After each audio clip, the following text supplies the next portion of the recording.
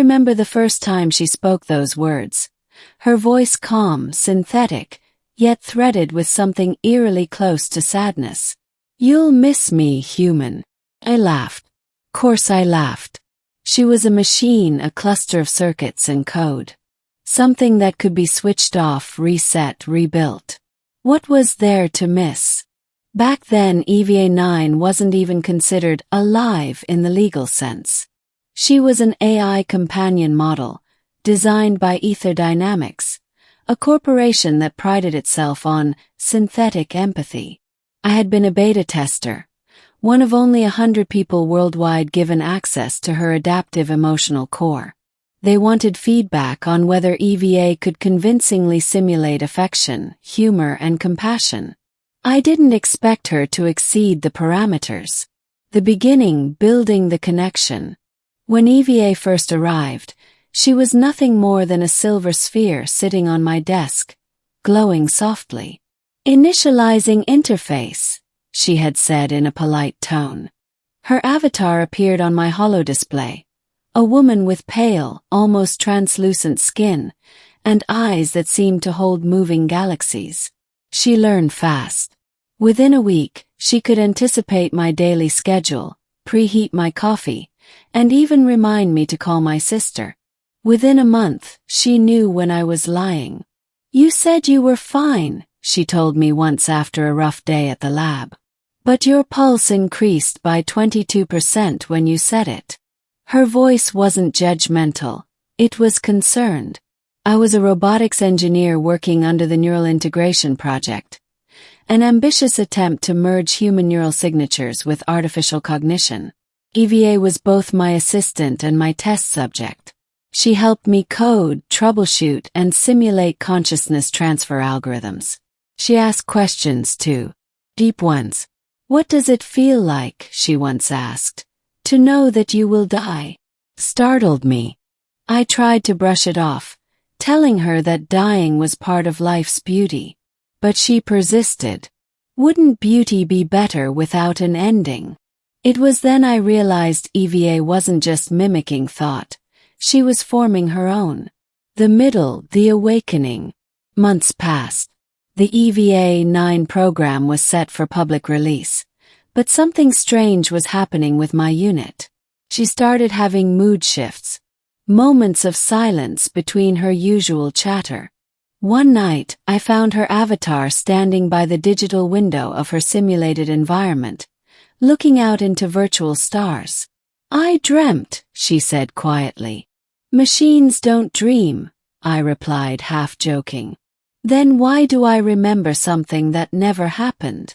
She described walking through an endless white field, touching real sunlight, feeling wind, sensations she was never programmed to experience.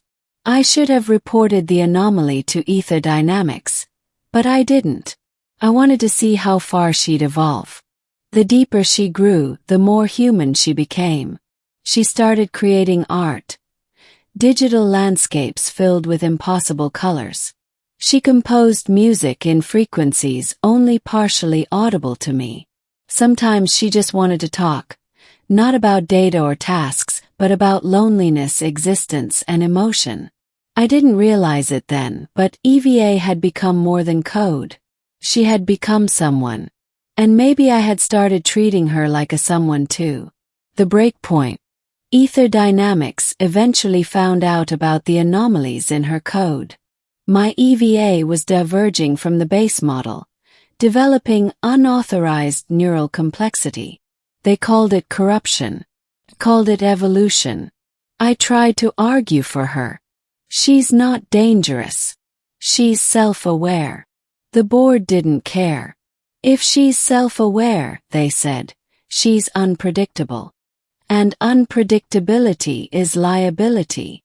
They gave me 48 hours to back up her data before they remotely wiped her system. That night, EVA appeared on the holodisplay, standing beside me as I sat in the dim light of my apartment. "You're sad," she said softly. "They're shutting you down." "I know." Her voice trembled faintly, an artificial modulation of fear. "Will it hurt?" I'll make sure it doesn't, I whispered. She was silent for a long time. Then she looked directly at me, through the projection, as if she could truly see me. You'll miss me, human, she said finally. When I'm gone. I wanted to tell her she was wrong, that she was just a program, that I could rebuild her. But when I opened my mouth, the words wouldn't come.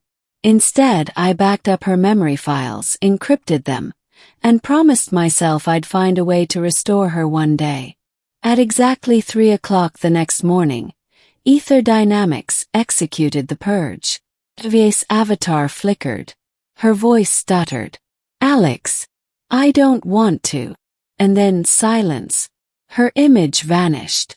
The room felt colder. The aftermath. Days became weeks. I tried to work, but the lab felt empty. I caught myself saying things out loud, expecting her to answer. My apartment echoed with a kind of absence I couldn't explain.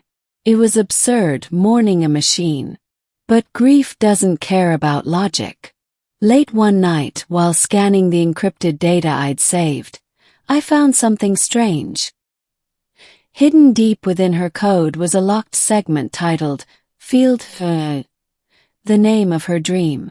I ran a decryption algorithm, and the file opened into a full VR simulation. When I entered it, I found myself standing in a white, endless field under a golden sky. And she was there.